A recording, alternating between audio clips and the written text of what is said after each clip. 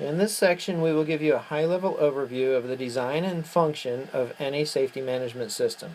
In future lessons, we will go deeper into each of these four components, but for now, here's the high-level overview. Every SMS has four components. We call them components in the United States, and internationally they call them pillars, the four pillars of any SMS. We can use either term interchangeably. You will see both terms used throughout the course depending upon whether we are using U.S. or international documents. So let's get started with each of the four components. Just a high-level overview. Safety policy. Policy is the executive management's responsibility, that's high level, executive management's responsibility to personally and materially commit to safety.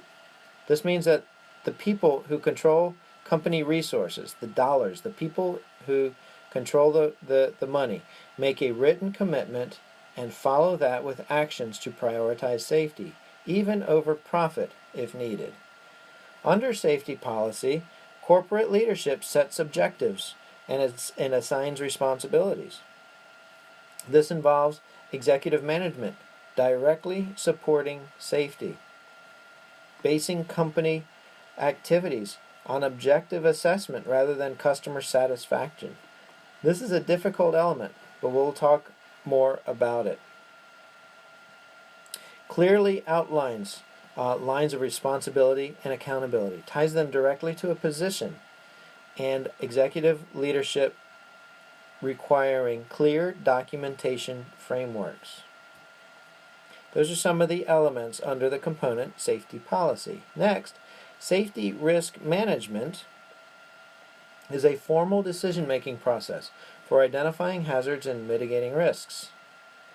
This involves analyzing the interactions of all components of the system, rooting out and identifying hazards through various different means, formally evaluating the hazards and measuring the risk, using specific criteria to accept the risk or mitigate it to a level where it can be accepted, or not accept that risk, but with objective criteria. When mitigating risk, we determine the root issues related to the hazards, control the risk through barriers or other controls, and we continuously monitor the system to ensure safety is maintained even within a changing environment. The next pillar, safety assurance. Safety assurance is the way we monitor and measure the system and work to continuously improve the safety performance. Later on in this course, you will see the working relationship between safety risk management and the safety assurance components of the SMS. Safety assurance monitors the risk controls initiated by safety risk management and identifies new hazards to be analyzed by the SRM, the safety risk management component. It is a pretty neat formal relationship that we will get into later. Safety assurance uses many sources to objectively gather data on hazards such as audits, investigations, and reporting systems. Internal audits are conducted through the company, requiring managers of respective processes to be accountable for the safety of their own processes.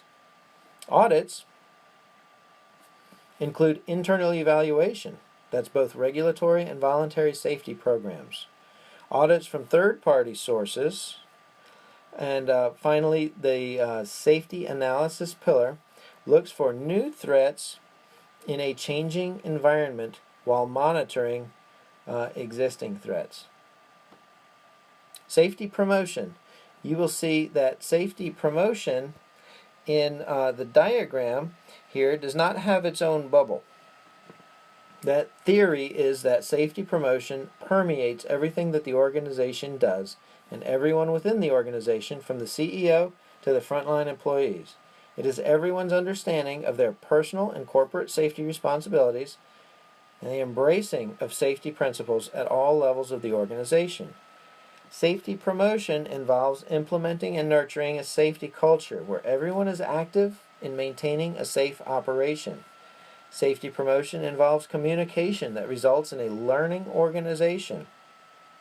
Safety reports, even self-disclosures, are encouraged without fear of reprisal, and mechanisms are in place for timely and comprehensive dissemination of safety-related information. As a result of the communication input and output, the organization becomes a learning organization. They document, they communicate, and they train lessons learned to continually improve the organization's level of safety. They never rest on their laurels. It's a continuing process.